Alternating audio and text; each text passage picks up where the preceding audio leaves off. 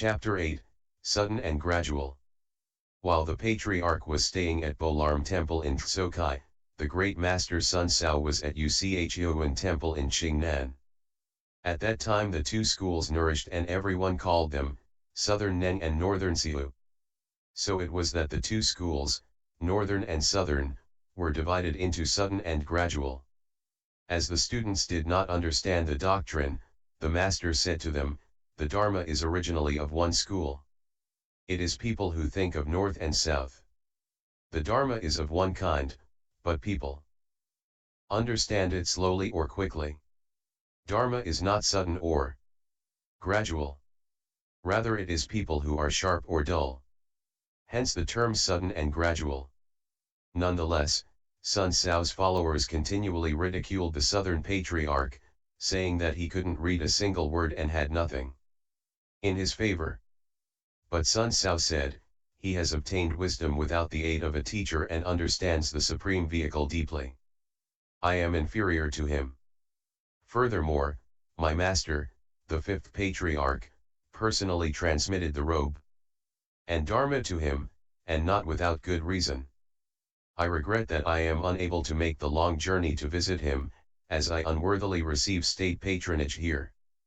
But do not let me stop. You go to Tsokai and call on him. One day Sun Sao told his disciple Chi Cheng, you are intelligent and very wise. You may go to Tsokai on my behalf and listen to the Dharma. Remember it all and take careful notes to read to me when you return. As ordered, Chi Cheng proceeded to Tsokai and joined the assembly without saying where he had come from. The Patriarch told the assembly, today there is a Dharma thief hidden in this assembly. Chi Cheng immediately stepped forward, bowed, and explained his mission. The master said, you are from Huineng, you must be a spy. No, he replied, I am not. The master said, what do you mean? He replied, before I confessed, I was, but now that I have confessed, I am not. The master said, how does your master instruct his followers? Chi Cheng replied, he always instructs us to dwell with the mind contemplating stillness and to sit up all the time without lying down. The master said, to dwell with the mind contemplating stillness is sickness, not dhyana. Constant sitting restrains the body. How can it be beneficial? Listen to my verse. When living, sit, don't lie. When dead, lie down, don't sit. How can a set of stinking bones be used for training? Chi Cheng bowed again and said, your disciple studied the way for 9 years at the place of great master Siu but obtained no enlightenment. Now, hearing one speech from the high master, I am united with my original mind. Your disciples. Birth and death is a serious matter. Will the high master be compassionate enough to instruct me further? The master said, I have heard that your master instructs his students in the dharmas of morality, concentration, and wisdom. Please tell me how he defines the terms.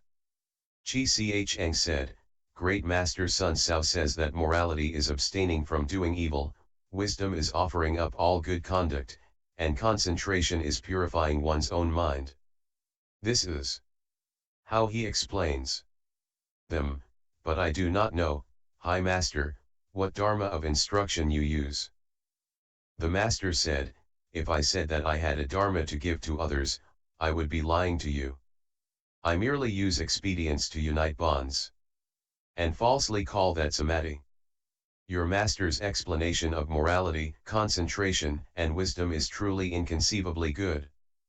But my conception of morality, concentration, and wisdom is different from his. Chi Cheng said, there can only be one kind of morality, concentration, and wisdom. How can there be a difference? The master said, your master's morality, concentration, and wisdom guide those of the great vehicle, whereas my morality, concentration, and wisdom guide those of the supreme vehicle. Enlightenment is not the same as understanding, seeing may take place slowly or quickly. Listen to my explanation. Is it the same as Sun Cao's? The Dharma which I speak does not depart from the self-nature, for to depart from the self-nature in explaining the Dharma is to speak of marks and continually confuse the self-nature. You should know that the functions of the 10,000 dharmas all arise from the self-nature and that this is the true morality, concentration, and wisdom. Listen to my verse. Mind ground without wrong, self-nature morality. Mind ground without delusion, self-nature wisdom.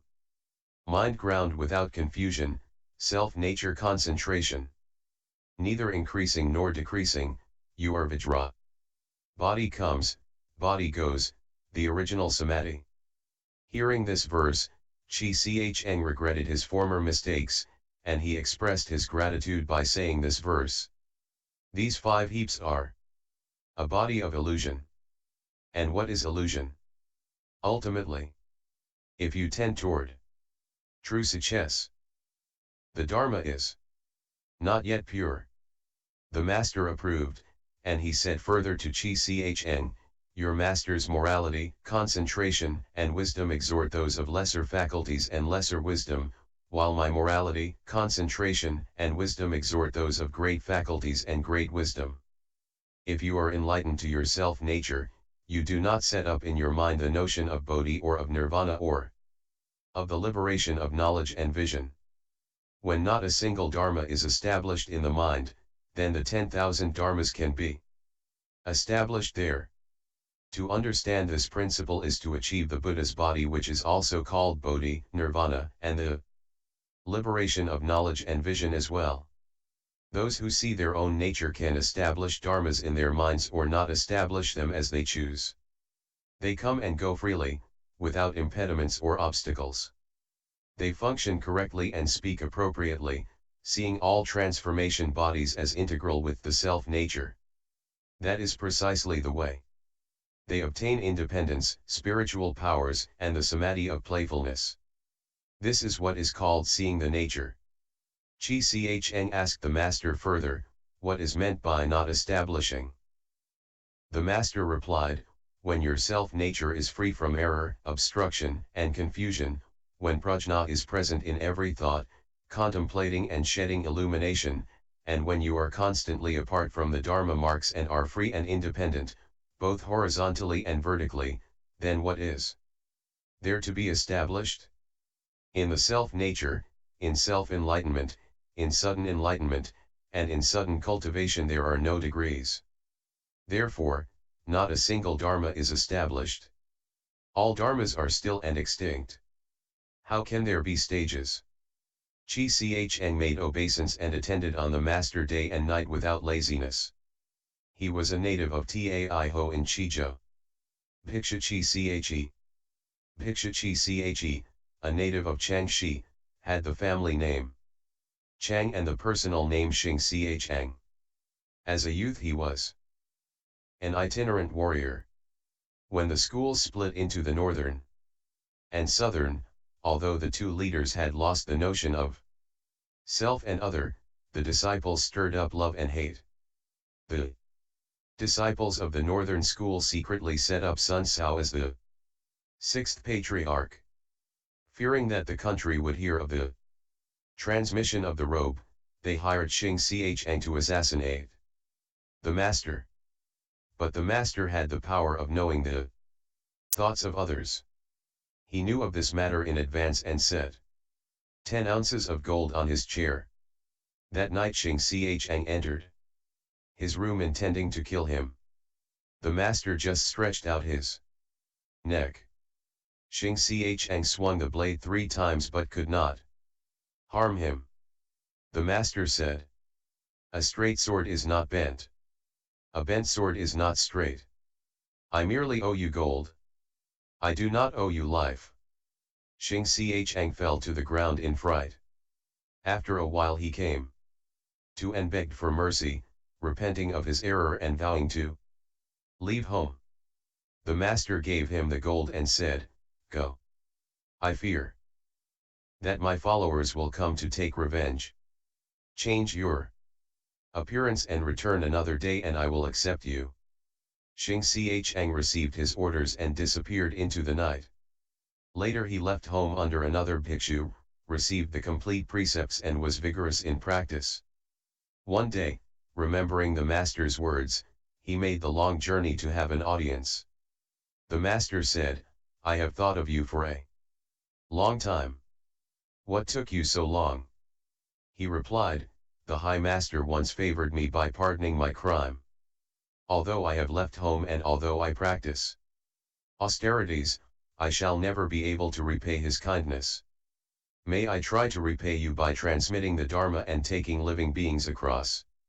Your disciple often studies the Mahaparinirvana Sutra, but he has not yet understood the principles of permanence and impermanence. I beg the High Master to be compassionate and explain them for me." The Master said, "Impermanence is just the Buddha nature and permanence is just the mind discriminating good and evil dharmas." "High Master, your explanation contradicts the sutra text." Xing Chang replied. The Master said, "I transmit the Buddha's mind seal. How could I dare to contradict the Buddha sutras?" Xing Chang replied, "The sutra says that the Buddha nature is permanent and the High Master has just said that it is impermanent.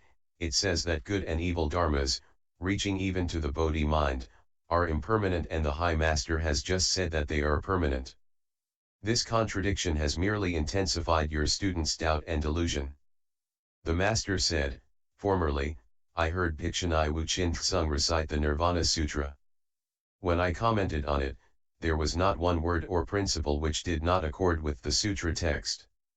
My explanation to you now is not different."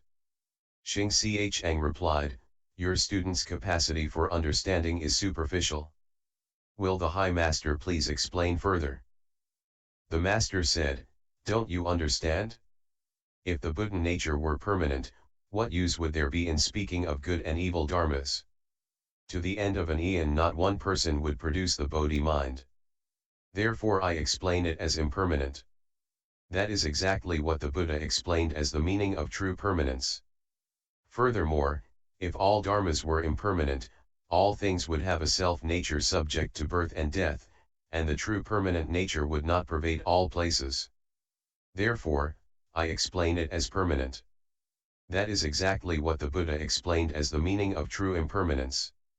It was for the sake of common people and those who belong to other religions who cling to deviant views of permanence, and for all those who follow the two-vehicle way, mistaking permanence for impermanence, formulating the 8 perverted views, that the Buddha in the ultimate nirvana teaching destroyed their prejudiced views. He explained true permanence, true bliss, true selfhood, and true purity. You now contradict this meaning by relying on the words, taking annihilation to be impermanence and fixing on a lifeless permanence. In this way you misinterpret the last, subtle, complete and wonderful words of the Buddha.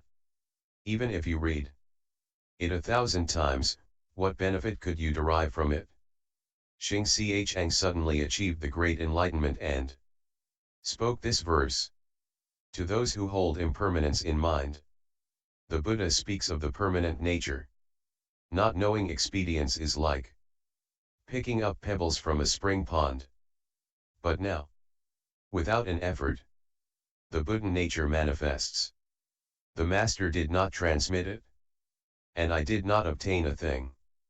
The Master said, "Now you understand. You should be called Chi, breadth of understanding." Chi thanked the Master, bowed, and withdrew. Bhiksha Shenhui. A young boy 13 years old named Shenhui, who was from a cow family in Shenyang, came from Yuan to pay homage. The Master said, "The knowing one's journey must have been difficult. Did you bring the original with you? If you have the original, you should know the owner. Try to explain it to me." Shenhui said, "I take non-dwelling as the original and seeing as the owner." The Master said, "This Ramanera imitates the talk of others." Shenhui then asked, "When you sit in Chn, High Master, do you see or not?" The Master hit him 3 times with his staff and said, "When I hit you, does it hurt or not?" He replied, "It both hurts and does not hurt." The master said, I both see and do not see. Shen Hui asked, how can you both see and not see? The master said, what I see is the transgression and error of my own mind. I do not see the right, wrong, good, or bad of other people. This is my seeing and not seeing. How can you say it both hurts and does not hurt? If it does not hurt, you are like a piece of wood or a stone, but if it does hurt, you are just like a common person and will give rise to hatred. Your seeing and not seeing are two extremes, and your hurting and not hurting are production and extinction. You have not even seen your own nature, and yet you dare to ridicule others. Shen Hui bowed, apologized, and thanked the master. The master continued, if your mind is confused and you do not see, then ask a good knowing advisor to help you find the way. If your mind is enlightened, then see your own nature and cultivate according to the Dharma. You yourself are confused and do not see your own mind, and yet you come to ask me whether or not I see. If I see, I know it for myself, but is that of any help to you in your confusion? In the same way, your seeing is of no use to me. Why don't you know and see it for yourself, instead of asking me whether or not I see? Shen Hui bowed again over 100 times, seeking forgiveness for his error. He served the master with diligence, never leaving his side. One day the master addressed the assembly as follows, I have a thing. It has no head or tail, no name or label, no back or front. Do you all know what it is? Shen Hui stepped forward and said, it is the root source of all Buddhas, Shen Hui's Buddha nature. The master said, I just told you that it had no name or label. And you immediately call it the root source of all Buddhas. Go and build a thatched hut over your head. You're nothing but a follower who pursues knowledge and interpretation. After the master's extinction, Shen Hui went to Qinglo, where he propagated the Tsokai Sutton teaching. He wrote the Xian Tsung Chi, which circulated widely throughout the land. He is known as Dhyana Master Hoche. Difficult questions. The master saw many disciples of other schools, all with evil intentions, gathered beneath his seat to ask him difficult questions. Pitying them, he said, students of the way, all thoughts of good or evil should be completely cast away. What cannot be named by any name is called the self-nature. This non-dual nature is the real nature, and it is within the real nature that all teaching doors are established. At these words you should see it for yourselves. Hearing this, they all made obeisance and asked him to be their master.